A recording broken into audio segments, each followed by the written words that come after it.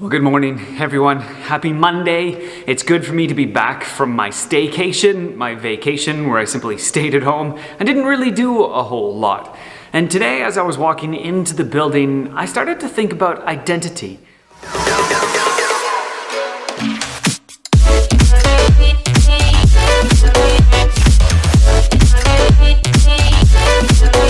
One of the reasons I did was because of these.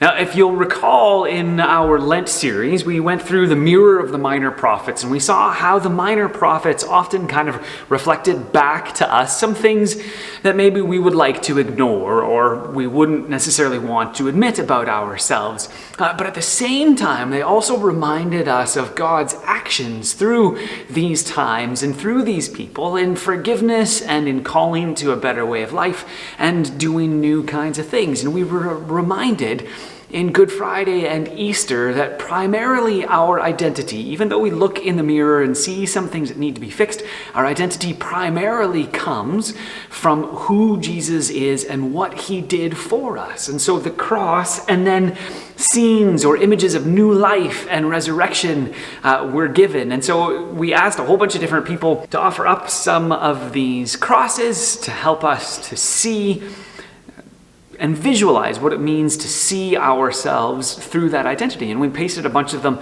up on the mirrors. Now, when the mirrors came down, we actually put them around the church, and the amount of effort and time and care that was put into these is just amazing. I want to show you a few of them.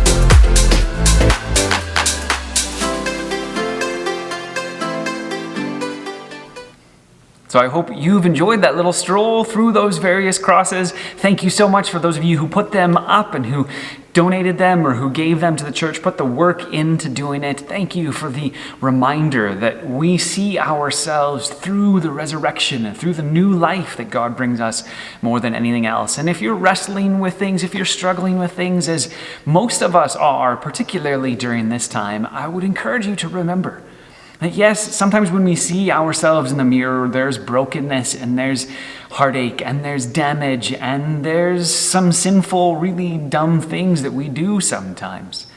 But most of all, remember that your identity comes not in those kinds of things, not in the work that you need to do or that you need to allow the Spirit to do in you, but your identity rests in the new life that comes to you through Jesus. As usual, if this has been helpful for you, I'd encourage you to like and to subscribe and to share this with other people who might need a little encouragement as well.